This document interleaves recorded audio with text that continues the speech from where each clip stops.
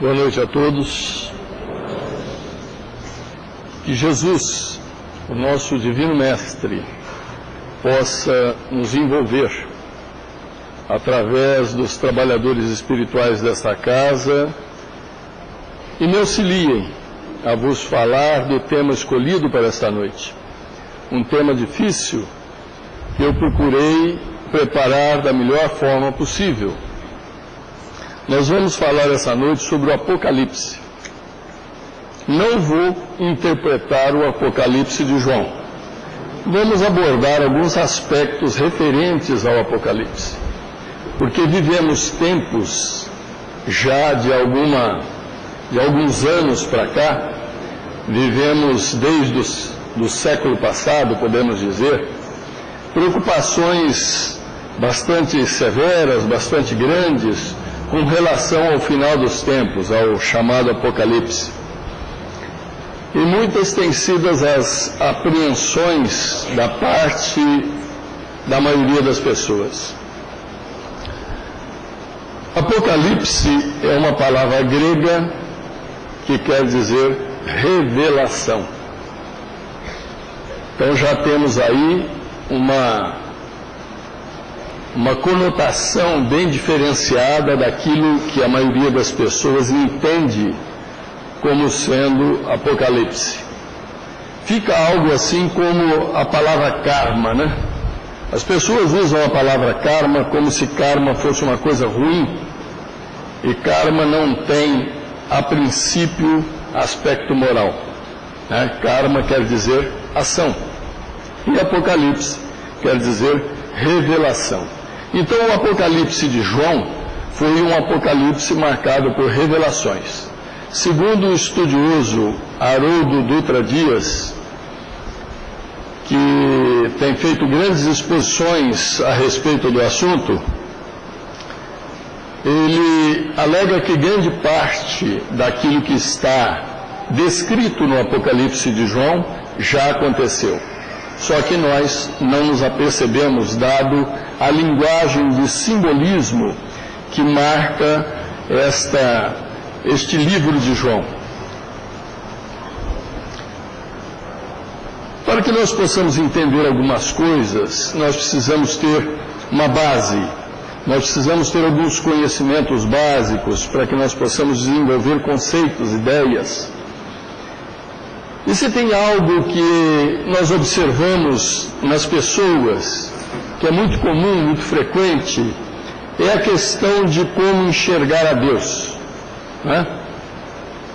A maioria de nós, quando digo nós, não digo nós espíritas, digo nós, a humanidade, nós temos o hábito de nos referirmos aos nossos irmãos, aos nossos semelhantes, muitas vezes, em falando de Deus, dizendo assim: Deus te acompanhe, Deus te ajude, Deus te proteja, Deus te dê força.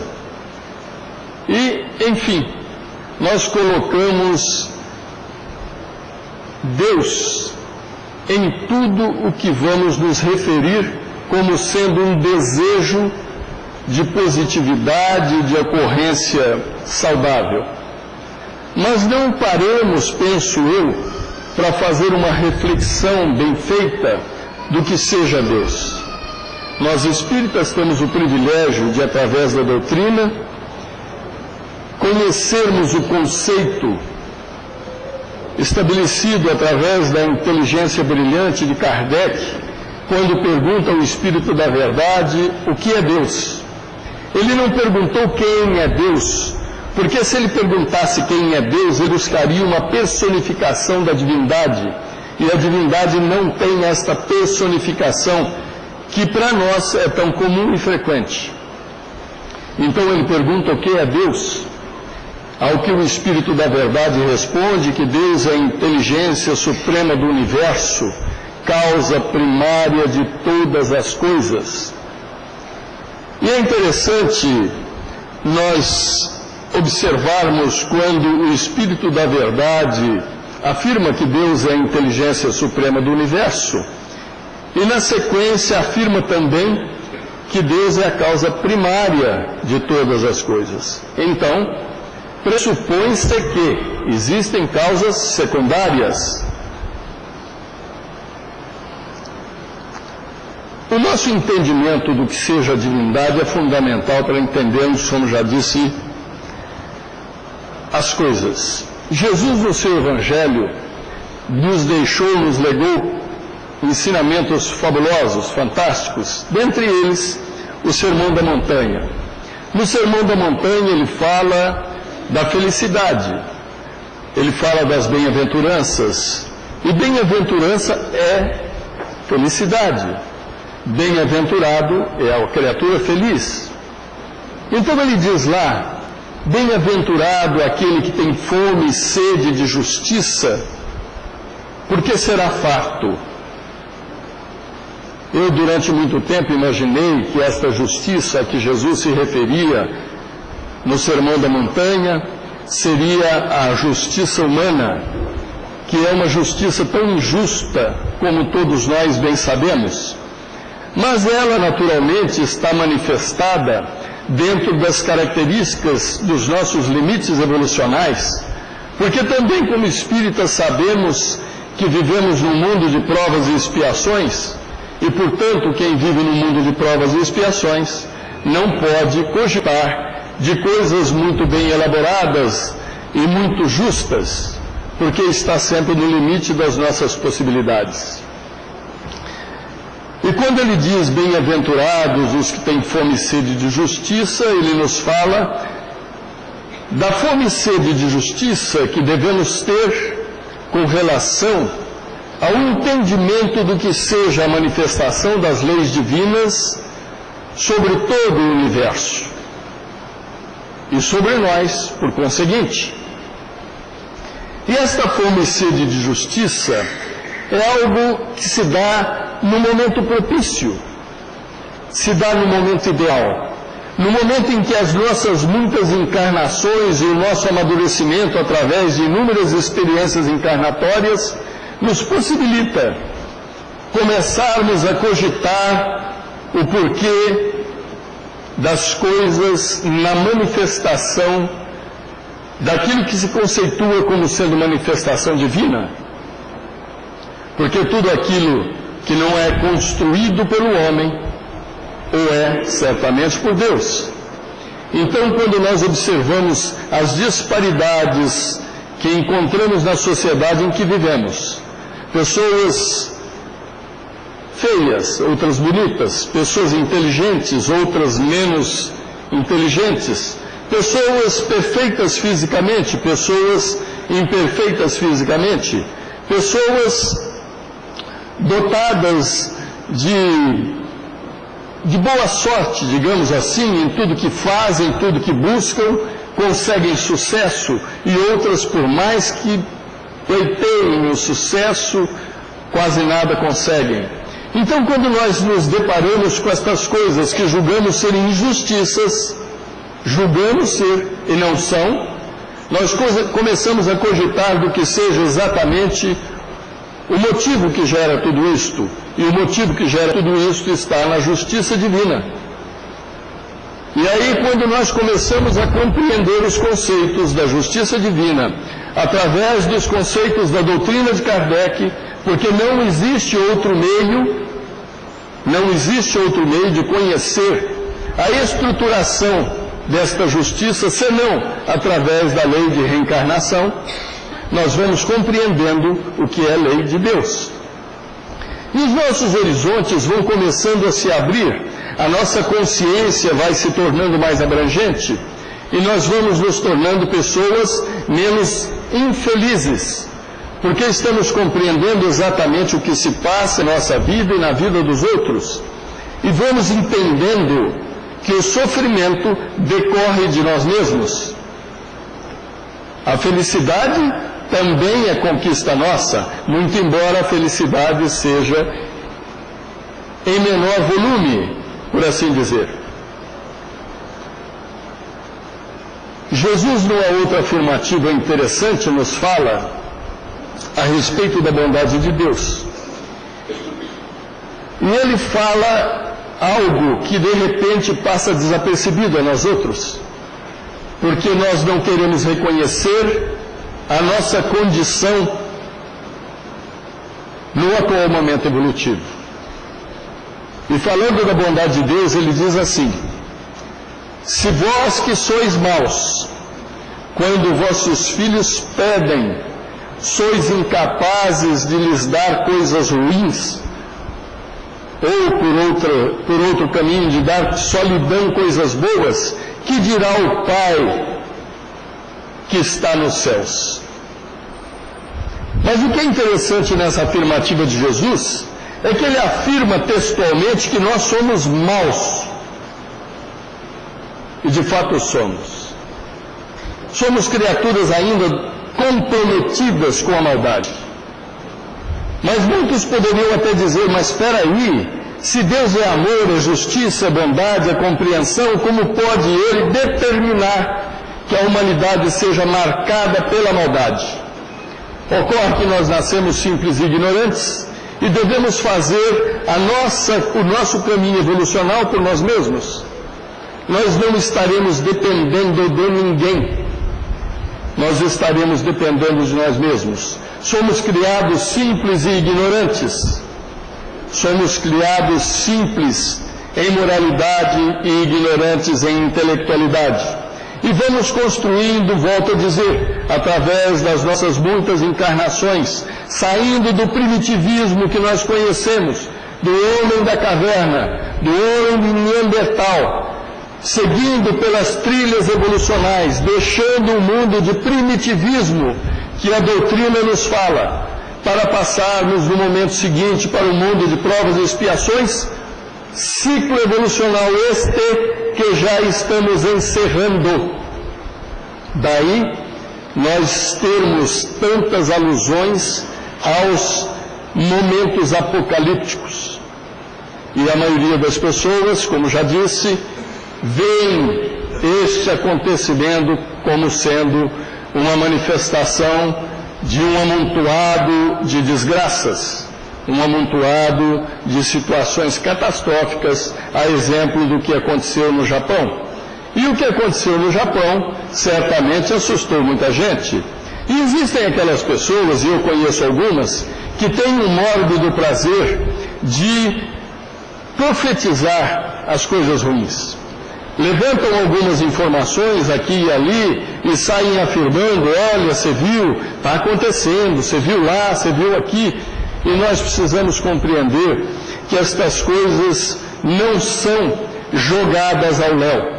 As coisas não acontecem simplesmente porque nós devemos pagar pelos nossos erros, porque temos compromissos a serem resolvidos nestas questões. Não. Precisamos nos lembrar que Deus é um Pai de amor e bondade, de justiça, e que mantém-se no comando cósmico de todo o universo. E quando nós pensarmos em Deus, não pensemos Deus no limite das nossas vidas, no limite da terra em que vivemos, porque somos, é bom lembrar, somos seres cósmicos também. Somos criaturas cósmicas, não somos definitivamente seres terrestres. Estamos aqui de passagem. E Deus, o Senhor do universo, desse universo caracterizado por bilhões de corpos celestes, caracterizado por uma imensidão inimaginável para nós. Quando olhamos a nossa Via Láctea, não supomos nem desconfiamos muitas vezes que a nossa Via Láctea, em relação às demais galáxias, é pequena. E que existem bilhões de galáxias, e que em cada galáxia existem bilhões de corpos celestes, e em tudo, no comando de tudo isto, está a divindade. Então a divindade não está aqui na periferia da Terra, aguardando os nossos petitórios. Mas, como afirma o Espírito da Verdade, Se Deus é a inteligência suprema do universo, causa primária de todas as coisas, o que secunda Deus?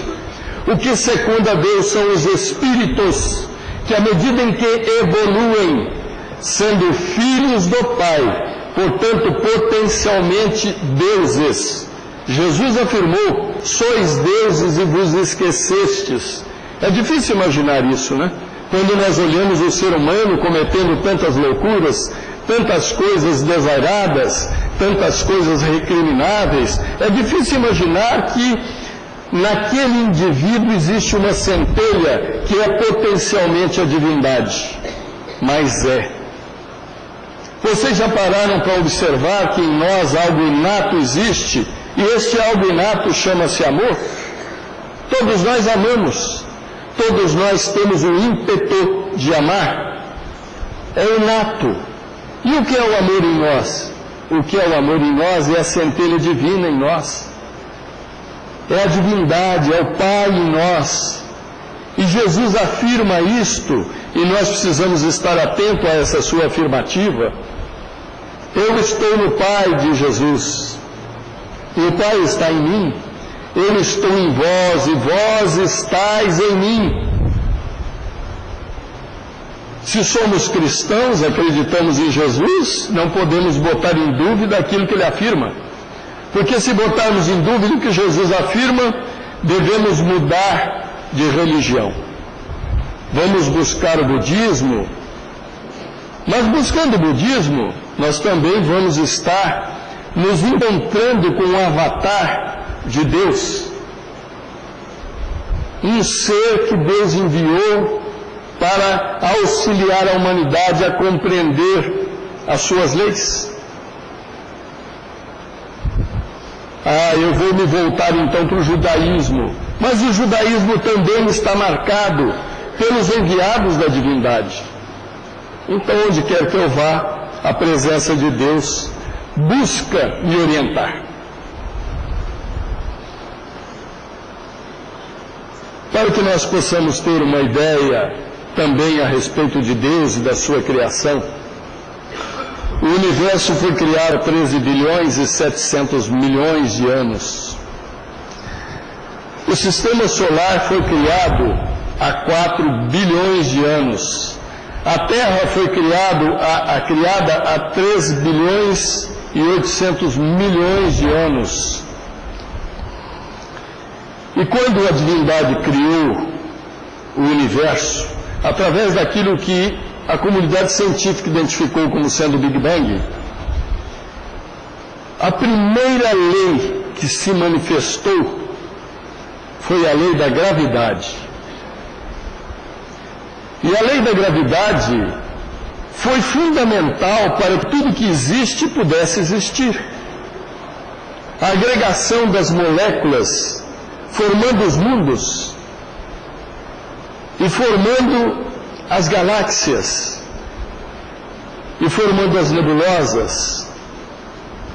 A gravidade está presente em tudo isto, e a comunidade científica, descobrindo isto, maravilha-se com o universo que se descortina à sua frente pelos recursos que a ciência desenvolve, particularmente nos últimos anos. Mas a comunidade científica também começou a observar pelos seus cálculos matemáticos que as galáxias não poderiam estar agregadas da forma que se agregam apenas com a lei da gravidade. E descobriram que existe uma tal de energia escura e também uma massa escura.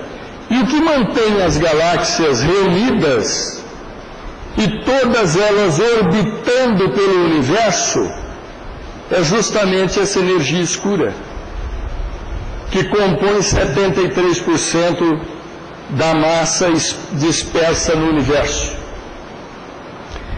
E aí o homem, quando vai descobrindo estas coisas, ele se maravilha, a comunidade científica se maravilha consigo mesma, porque conseguiu descobrir, mas descobre simplesmente a manifestação da divindade, pela inteligência que nós ainda não temos a capacidade de penetrar como gostaríamos, como seria ideal.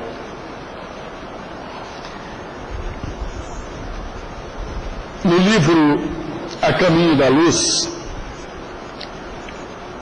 Emmanuel faz algumas colocações interessantes que vocês vão me permitir, muito embora não seja do meu hábito, e eu até não gosto de fazê-lo, mas eu vou ler algumas coisinhas para vocês, que eu não me lembraria disso de cabeça. Na introdução do livro A Caminho da Luz,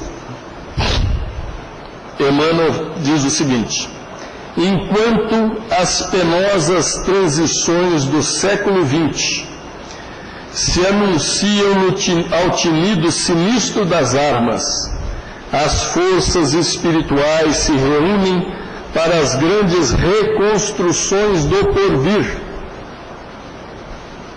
Se ele está dizendo que vai haver reconstrução, nós precisamos estar atentos ao que ele afirma. Essa reconstrução certamente não é apenas a reconstrução no sentido material, mas também no sentido moral e espiritual. Aproxima-se o momento em que se efetuará a aferição de todos os valores terrestres para o ressurgimento das energias criadoras de um mundo novo. E natural é que recordemos o ascendente místico de todas as civilizações que surgiram e desapareceram, evocando os grandes períodos evolutivos da humanidade, com suas misérias e com seus esplendores, para afirmar as realidades espirituais de todos os fenômenos transitórios da matéria. No primeiro capítulo, ele diz o seguinte: rezam as tradições do mundo espiritual que na direção de todos os fenômenos do nosso sistema existe uma comunidade de espíritos puros e eleitos pelo Senhor Supremo do Universo, em cujas mãos se conservam as rédeas diretoras da vida de todas as coletividades planetárias. Essa comunidade de seres angélicos e perfeitos, da qual é Jesus um dos membros divinos, ao que nos foi dado saber, apenas já se reuniu nas proximidades da Terra, para a solução de problemas decisivos da organização e da direção de nosso planeta, por 2 vezes no curso dos milênios conhecidos. A primeira verificou-se quando o orbe terrestre se desprendia da nebulosa solar, a fim de que se lançassem no tempo e no espaço as balizas do nosso sistema cosmogônico e os pródromos da vida na matéria em ignição do planeta, e a segunda, quando se decidia a vinda do Senhor à face da Terra, trazendo à família humana a lição imortal do seu Evangelho de amor e redenção. Li esse trecho para vocês para enfatizar este detalhe, que existe uma comunidade de espíritos puros e eleitos pelo Senhor Supremo do Universo. E das mãos augustas de Jesus, temos a formação do sistema solar, da Terra e de todos os planetas que compõem o sistema solar. É interessante entendermos que Jesus, como nos diz também Emmanuel, pertence a uma comunidade de espíritos puros, ou seja, em cada sistema solar existe um Cristo. E na galáxia existe outro, ainda maior. Portanto, todo o universo é marcado pela presença de espíritos puros, profundamente elevados, conhecedores da divindade e da sua vontade, conduzindo a evolução dos mundos, das humanidades que os compõem. Não estamos relegados à própria sorte, como pensam e querem alguns. Estamos sob o domínio justo e generoso da divindade pelos seus eleitos.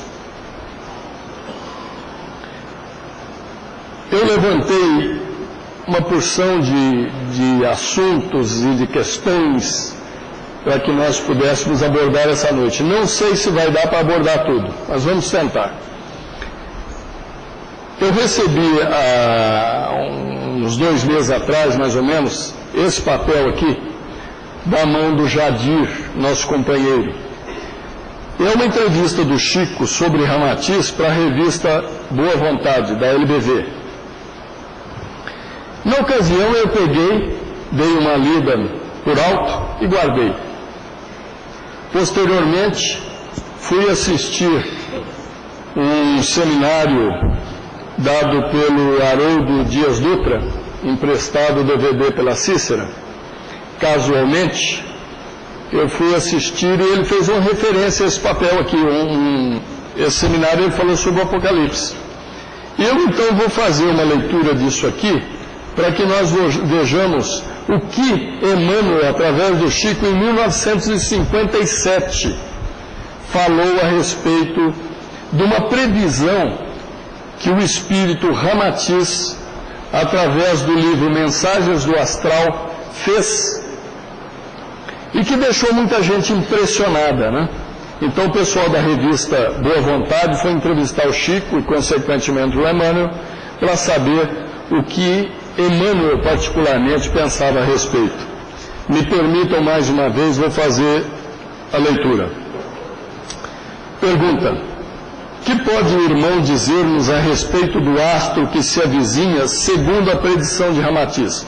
Ramatiz, no seu livro, prevê que haveria um astro que se aproximaria da Terra agora, no final dos tempos, no fechamento do ciclo, em que nós vamos deixar de ser um mundo de provas e expiações para ser um mundo de regeneração, e que este planeta estaria sugando as almas que não estivessem no nível evolucional ideal para permanecer na Terra. Essa, de uma forma bem simplista, é a afirmativa de Ramatiz. Então, a pergunta, volto a repetir, que pode o irmão dizer-nos a respeito do astro que se avizinha segundo a predição de Ramatiz? Responde o Chico: esclarece nosso orientador espiritual que o assunto alusivo à aproximação de um planeta ou de planetas da zona, ou melhor dizendo, da aura da Terra, deve naturalmente basear-se em estudos científicos que possam saciar a curiosidade construtiva das novas gerações renascentes no mundo. O problema, desse modo, envolve acurados exames com a colaboração da ciência e da observação de nossos dias. Razão por que pede ele que não nos detenhamos na expressão física dos acontecimentos que se avizinham, para marcar maiores acontecimentos. Acontecimentos estes de natureza espetacular, na transformação do plano em que estamos, estagiando no presente século.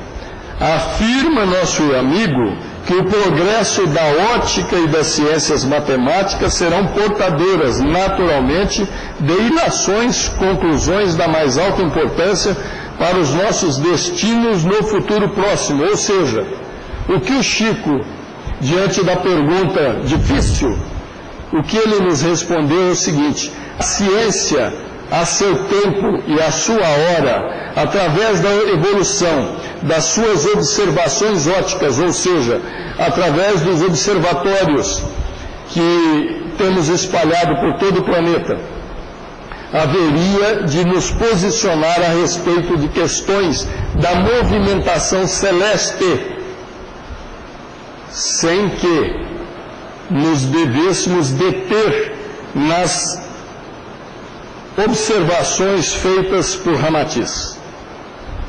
Ele colocou na mão da ciência sabiamente, né? O futuro seria descrito pela ciência, o que foi muito sábio da parte dele.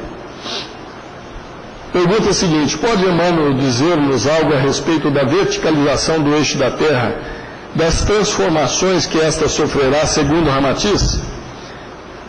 Chico Xavier: afirma o nosso orientador espiritual que não podemos esquecer que a Terra, em sua constituição física propriamente considerada, possui os seus grandes períodos de atividade e de repouso. Cada período de atividade, cada período de repouso da matéria planetária que hoje representa o alicerce da nossa morada temporária, pode ser calculado cada um em 260 mil anos.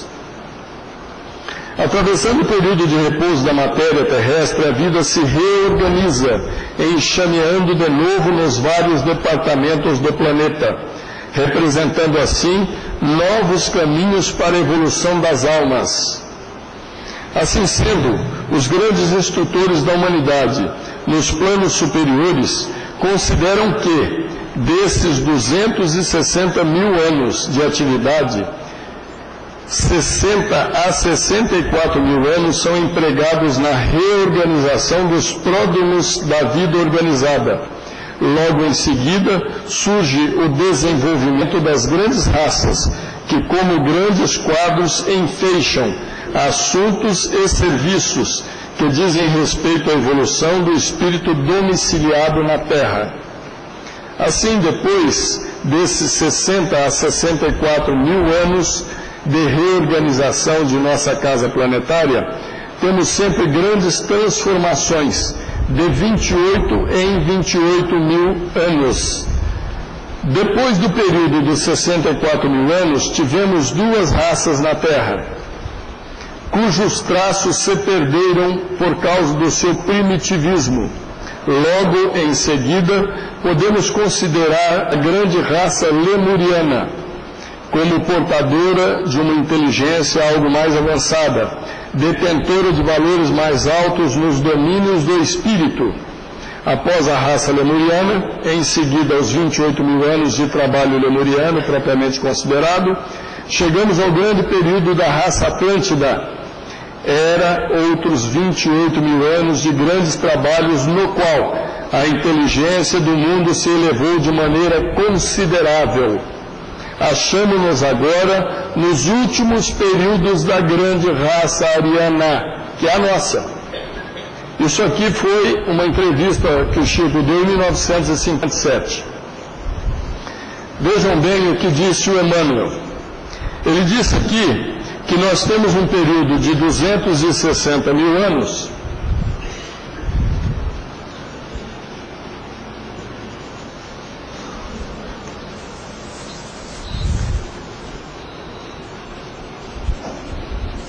um período de repouso no planeta. Na sequência, nós vamos ter um período de 260 mil anos de atividade. Temos aqui um período de 64 mil anos, que é um período, como nos diz Emmanuel, de preparação do orbe para receber a vida, né? E em seguida, nós vamos tendo outros períodos menores de 28 mil anos cada um. Agora, se nós formos somar 64 com 28 mil da primeira raça, mais 28 da segunda raça, mais 28 da terceira raça, mais 28 da quarta raça, mais 28 da quinta raça, que somos nós, não vai dar 260, certo? Mas existe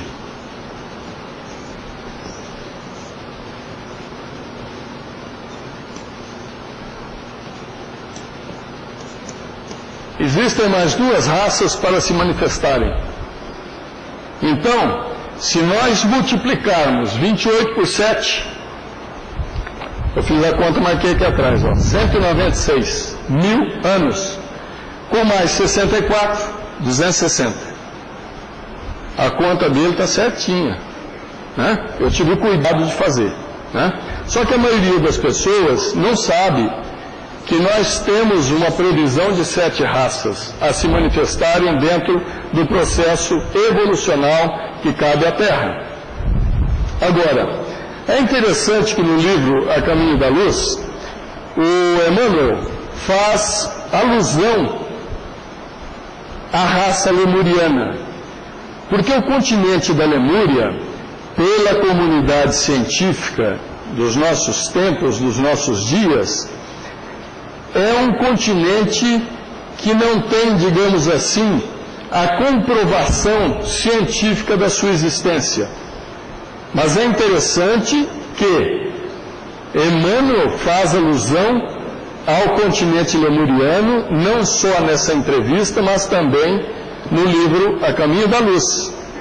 Quando os capelinos, que viveram o processo que nós estamos prestes a viver, que foi o encerramento de um ciclo evolucional, em que aqueles que não tinham a moralidade mínima ideal para permanecerem no ordem que viviam na constelação de Capela, eles foram pela espiritualidade maior deslocados, extraditados para o orbe terrestre. Imaginem vocês, nós aqui nesta situação evolucional, que a nossa condição de entendimento das coisas já é mais ou menos razoavelmente aceitável, nós sermos extraditados, levados a um mundo aonde a evolução, a exemplo da Terra, ainda não tinha, nem mesmo na constituição dos indivíduos que aqui viviam, dos seres primários que aqui viviam, não tinham ainda definidas as características físicas. Vem aquele milhões de espíritos deste planeta da constelação de Capela,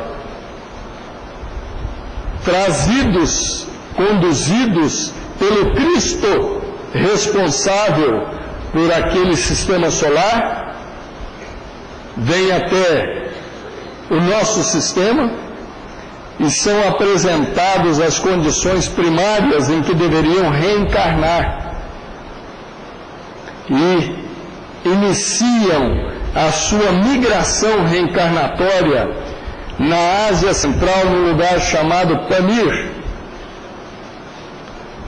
Emmanuel faz alusão a isto no livro A Caminho da Luz. Migraram pelo Pamir, constituíram esta raça, viveram todos os 28 mil anos de evolução. A Lemúria sofreu um cataclismo, foi sugada pelas águas dos oceanos, desapareceu.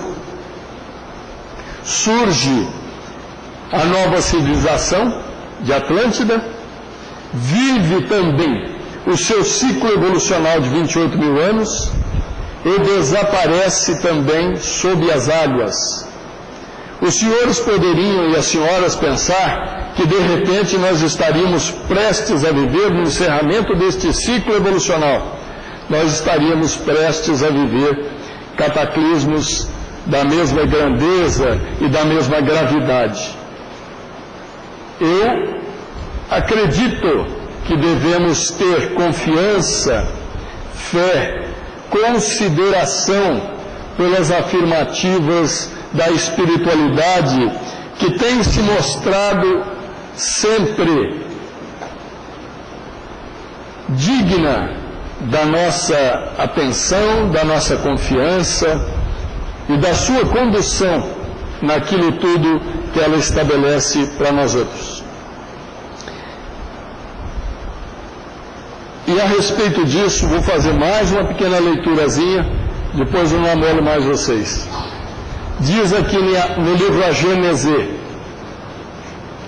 deixa eu ver qual é o capítulo, capítulo 18, item 7, diz assim: porém, Uma mudança tão radical como a que se elabora não pode realizar-se sem comoção. Há a luta inevitável entre as ideias. De tal conflito nascerão forçosamente perturbações temporárias, até que o terreno haja sido desobstruído e o equilíbrio restabelecido. É, pois, da luta das ideias que surgirão os graves acontecimentos anunciados, e não de cataclismos ou catástrofes puramente materiais. Isso aqui, meus irmãos, quem disse foi o Espírito da Verdade. Não foi um espírito qualquer, vamos dizer assim. Os cataclismos gerais eram a consequência do estado de formação da Terra. Hoje não são as entranhas do globo que se agitam, são as da humanidade. É interessante observarmos isso. O que me parece que esses cataclismos enormes e assustadores não deverão ocorrer. Nós estamos vivendo aí momentos de outras convulsões, de outras situações de ordem moral social, né? E não quero dizer que mas me surpreende esses movimentos todos que a humanidade tem manifestado, alguns países manifestam aí, não se subordinando mais ao taco, ao comando dos ditadores existentes. Talvez isso seja algo que tenha a ver com tudo isto. Não sei, não estou afirmando, estou fazendo apenas uma cogitação, né? Uma especulação. Portanto, meus irmãos, o Apocalipse, voltamos a dizer, não é previsão de infelicidades, não é previsão de desgraças. É simplesmente revelações. Revelações no sentido de nos auxiliar na condução das nossas vidas, de nos auxiliar na compreensão de todas as movimentações que se fazem, de nos auxiliar na compreensão de que ninguém morre. Jesus afirma no seu Evangelho: não vos preocupeis com aquele que vos pode matar a alma, o corpo, mas não mata a vossa alma. Afirmativa de Jesus. Se nós não morremos espiritualmente, por que sofremos? A semente, quando lançada ao solo, precisa morrer, porque se ela não morrer, não surge a árvore na sua exuberância, não surge a árvore em toda a sua manifestação. Nós precisamos morrer para que as nossas almas possam, renascendo, crescer e frutificar, para que nós possamos seguir os ciclos evolucionais que estão reservados a todos nós, para que nós possamos compor a sexta raça, a sétima raça, e concluindo este ciclo evolucional, dentro das previsões da divindade, nós possamos conhecer a felicidade como todos nós almejamos. Portanto, meus irmãos, que Jesus nos abençoe e que o seu Evangelho possa estar presente em nossos corações, em nossas mentes, em todos os momentos que vivemos. Muita paz a todos.